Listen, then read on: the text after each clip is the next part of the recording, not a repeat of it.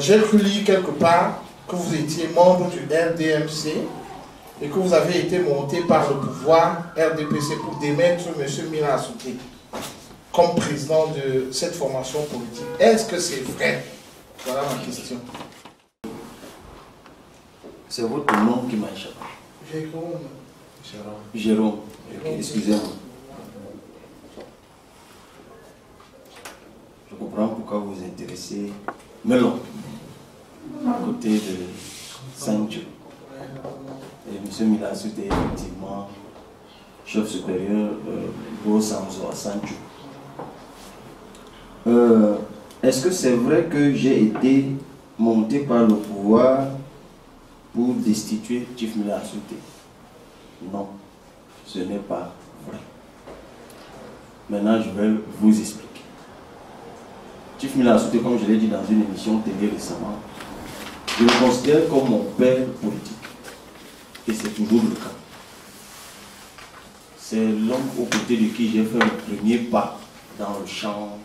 Je me souviens lorsque j'étais porte-parole du Forum national des jeunes en 2004, il était mandataire du courant des modernistes du RDPC. Et il nous a appelés. Et moi, à l'époque, j'avais été séduit, et par l'initiative, parce qu'il avait le courage, étant dans le RDPC, membre du comité central, de s'opposer frontalement à Paul Biya. J'avais été séduit par l'initiative, j'avais été séduit par l'homme. Les générations d'aujourd'hui nous connaissent, je dis souvent aux jeunes que vous ne connaissez pas Chief Mila Assoute. On dit que moi je communique, je ne suis rien à côté. J'avais aimé le talent de l'homme, le courage, l'impétuosité de l'homme. Et très vite, les jeunes qu'il avait appelés à l'époque, j'étais de ceux qui lui étaient restés très proches. Et j'ai beaucoup appris de lui.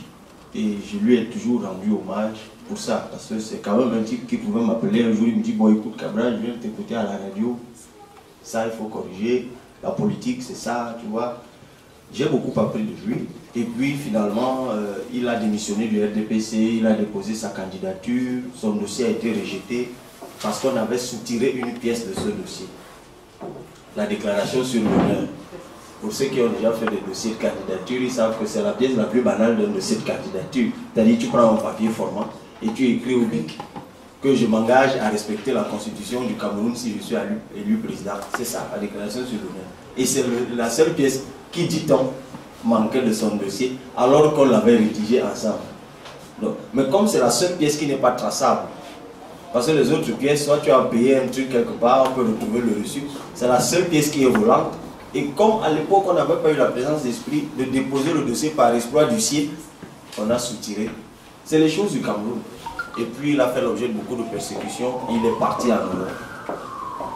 Et on ne sait plus vraiment parler, on s'est reparlé en 2007. Il était toujours en Europe et on avait voulu, à l'époque le RCNR qu'il avait investi était devenu le RDMC. Et à l'époque moi j'étais resté très proche de ce parti sans en avoir pris la carte, mais très proche. Et j'avais accompagné l'équipe qui concourait au lieu municipal. Bon, malheureusement, ça s'est mal passé. Et puis, silence radio. On ne sait plus parler.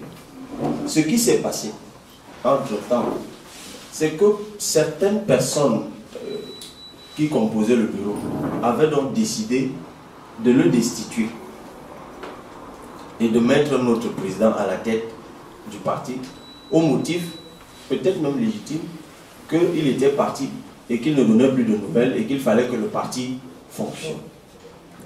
Et moi, je me souviens à l'époque, lorsque ce groupe s'était rapproché de moi, moi je leur avais dit que j'ai fait mon aventure avec cette affaire, j'ai payé le prix parce que, vous savez, aujourd'hui, je serais même loin dans mes études. Cette époque-là, j'avais fait pratiquement 6 ans, j'avais les mêmes notes à l'université.